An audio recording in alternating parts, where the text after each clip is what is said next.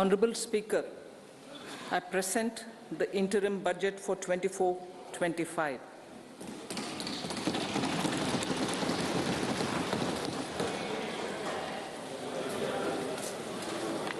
The Indian economy has witnessed profound positive transformation in the last 10 years. The people of India are looking ahead to the future with hope and optimism. With the blessings of the people, when our government, under the visionary and dynamic leadership of Honorable Prime Minister Shri Narendra Modi, assumed office in 2014, the country was facing enormous challenges. With Sabka Saath, Sabka Vikas as its mantra, the government overcame those challenges in right earnest. Structural reforms were undertaken. Pro-people programs जनता के हित में कार्यक्रम शुरू किए गए हैं, योजनाएं बनाई गई हैं और बनाई जा रही हैं। अनेक अवसर उपलब्ध कराए गए ताकि रोजगार के अवसर उत्पन्न किए जा सकें और जनता को ज़्यादा से ज़्यादा रोजगार के अवसर मिल सकें। जो विकास के जो फल थे वह जनता तक पहुंचने बड़े पैमाने पर शुरू हो गए और देश में एक नया उद्देश्य मिला, उम्मीद जगी, आशा मिली और लोगों ने सरकार को बहुत ही ज़्यादा मतादेश देकर लोगों को अगली बार और हमें आशीर्वाद दिया और दूसरी बार हमारी सरकार माननीय प्रधानमंत्री जी के नेतृत्व में और दोहरे उत्तरदायित्व के साथ आगे बढ़ी और हमने एक व्यापक विकास की बात करी सभी जनता के लिए, सारे देश के लिए, सभी श्रेणियों के लिए, सभी वर्गों के लिए। हमारी देश ने की सरकार ने सबका साथ, सबका विकास और सबका विश्वास इस मंत्र के साथ हम आगे बढ़े।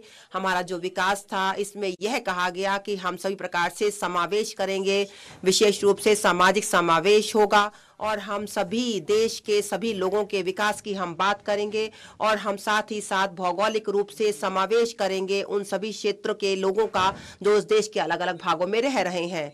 जब हम राष्ट्र के विकास की बात करते हैं, सबका प्रयास की बात करते हैं तो देश उन सभी चुनौतियों को आगे लेकर हम बढ़े। जब बहुत ही ज़्यादा महामारी थी पूरे विश्व में, हमारे देश में, और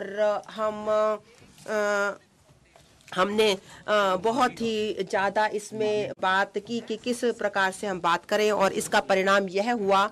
इसके परिणाम स्वरूप हमारा जो युवा देश है, हमारी बहुत ही ज़्यादा आकांक्षाएं हैं और हमने लोगों ने अपनी उम्मीद जो जगाई कि हम उच्चतम विकास के लिए हम बात करेंगे।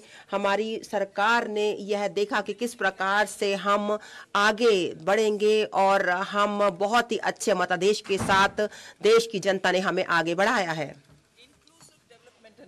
जहाँ तक समावेशी विकास का संबंध है और हम इसको देख रहे हैं कि किस प्रकार से जो विकास के कार्यक्रम है पिछले 10 वर्षों के दौरान, पहले यह था कि हम डेवलपमेंट प्रोग्राम कराएं। ग्रामीण विकास के जो कार्यक्रम थे पिछले 10 वर्षों के दौरान अगर देखा जाए उसमें हमने प्रत्येक घर के अंतर्गत, चाहे सभी के लिए आवास की योजना हो, हर घर जल हो, या सभी के लिए बिजली हो, या सभी के लिए कुकिंग गैस हो, या सभी के लिए वित्तीय सेवाएं और बैंक अकाउंट खोलने की बात हो, हमने रिकॉर्ड टाइम में यह काम किया। जहां तक खाद्यान्न की चिंता का संबंध था, उसे हमने बिल्कुल दूर कर दिया और हमने 80 करोड़ लोगों के लिए मुफ्त, बिल्कुल निःशुल्क राशन उपलब्ध कराया है। और जो न्यूनतम समर्थन मूल्य है, जहां तक अन्नदाता के उत्पादन के लिए हमने इससे समय पर लगातार आवधिक रूप से बढ़ाया है और जो आवश्यक मूलभूत आवश्यकताएं हैं उसने वास्तव में ग्रामीण क्षेत्र में लोगों की आय को बढ़ाया है। जो आर्थिक आवश्यकताएं हैं उनको हम इस प्रकार से ठीक कर सके और हम ज़्यादा से ज़्यादा नौकरियों के अवसर उपलब्ध करा सके। सामाजिक न्याय, हमारी सरकार एक ऐसी दृष्टिकोण के साथ काम कर रहे हैं कि हम सर्वांगीण, सर्वस्पर्शी और सर्वसमावेशी विकास करें।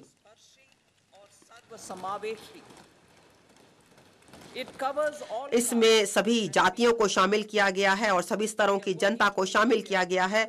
हम भारत को एक विकसित भारत बना लेंगे 2047 तक। 2047 तक भारत एक विकसित राष्ट्र भारत बन जाएगा और इसको देखने के लिए हम लोगों को सशक्त बनाने के लिए हम काम कर रहे हैं। पहले सामाजिक न्याय एक राजनीतिक नारा हुआ करता था। हमारी सरकार के लिए जो सामाजिक न्याय है एक बहुत ही प्रभावी और आवश्यक सरकारी मॉडल है।